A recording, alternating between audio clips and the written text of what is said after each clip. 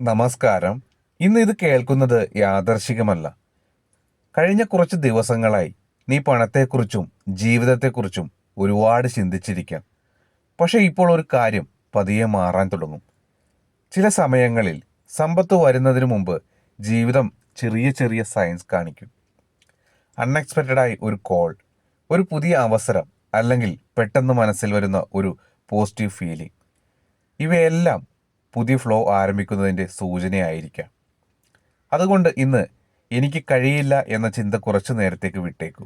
കാരണം പണം ആദ്യം എത്തുന്നത് മൈൻഡിലേക്കാണ്, അതിനുശേഷമാണ് ജീവിതത്തിലേക്ക് വരുന്നത്.